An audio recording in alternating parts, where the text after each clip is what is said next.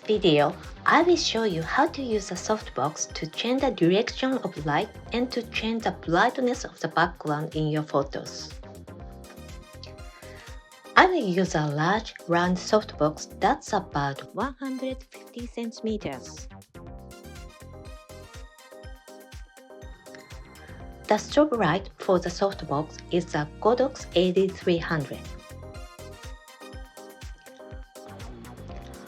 I will place the light so that it is coming from directly beside the subject. The background is white, but I want to make it as dark as possible, so the subject will stand about 5 meters away from the background. First, you will want to move the softbox as close to your subject as possible.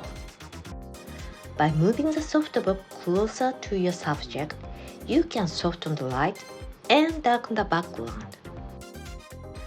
The soft light from the side will create a very nice gradient lighting. The subject will also appear a bit gentler.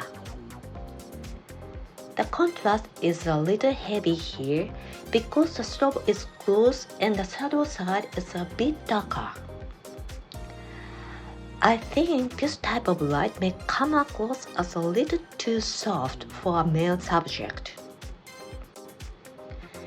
Next, I will shoot with a round softbox placed above the subject. When you place the softbox from above like this, it's best to use a boom stand. I recommend using the largest and sturdiest light stand possible. I use a century stand. I also recommend using weights to stabilize the stand. Place the strobe so that it's close enough to not be in the frame.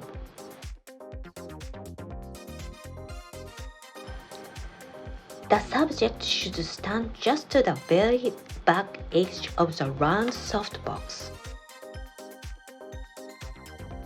The light is coming from above, but since the subject is standing at the very back edge of the round softbox, the light will hit from diagonal direction just right, while also creating a mix of light from above and from the front.